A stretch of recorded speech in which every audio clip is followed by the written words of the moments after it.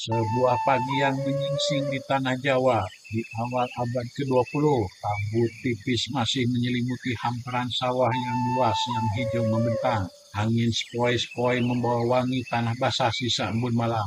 Burung-burung perenjak dan kutilang berceloteh di sela rumpun bambu.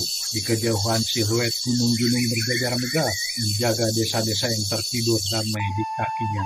Ini adalah Jawa, tanah yang subur, tempat manusia, alam, dan tradisi hidup dalam keselarasan. Waktu berjalan lambat di sini, dan tangga gamelan di pendopo masih menjadi penanda hari. Suara kentungan bergaung saat malam menjelang, menenangkan warga bahwa semua aman. Yuk kita mulai.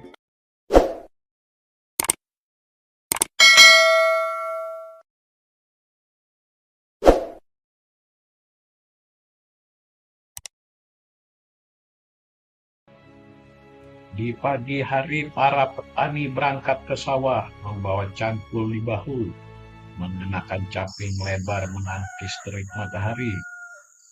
Di sepanjang jalan tanah, anak-anak berlarian tanpa alas kaki, riang bermain dengan layang-layang atau menjerat belalang. Di pasar desa, para ibu sibuk menawar harga sayur dan rempah. Suara ayam berkokok bersahutan dengan gemercik air sungai yang menjadi tempat para perempuan mencuci sambil bercengkrama. Desa-desa Jawa kala itu dikelilingi hutan kecil, kebun kelapa dan pohon-pohon besar yang menjadi tempat singgah burung serta kelelawar. Rumah-rumah beratap mulia atau genteng tanah liat tersusun rapi dengan pekarangan yang luas ditumbuhi pohon pisang, nangka, dan pepaya. Bau asap kayu bakar dari dapur-dapur tradisional mengumpul di pagi dan sore, menambah aroma khas kehidupan pedesaan.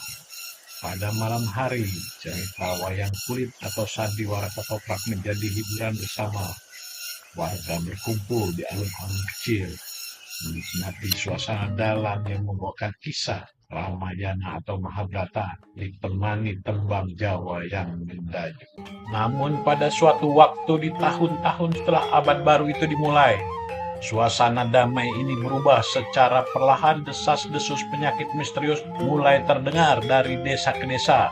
Warga mendapati tikus-tikus mati bergelimpangan di sudut-sudut rumah, di lumbung padi, di pasar-pasar. Tak lama setelah itu orang-orang mulai jatuh sakit dengan gejala demam tinggi, bengkak pada kelenjar, dan rasa nyeri hebat. Wabah pes, penyakit yang ditularkan melalui kutu tikus, mulai menjalar tanpa ampun. Dalam hitungan hari, keluarga-keluarga kehilangan ayah, ibu, atau anak-anak mereka. Suara tangisan dan kentongan tanda kematian kian sering terdengar. Jalanan desa yang biasanya ramai mendadak sunyi. Rumah-rumah menutup pintu rapat-rapat, dan bau anyir kematian mulai tercium di banyak tempat. Pemerintah kolonial yang berkuasa kala itu kewalahan. Tenaga kesehatan dikirim, namun pemahaman tentang wabah dan kebersihan masih terbatas. Beberapa desa terpaksa dikarantina, namun kutu-kutu pembawa penyakit tetap menjalar bersama tikus yang bersembunyi di celah rumah-rumah kayu dan tumpukan padi.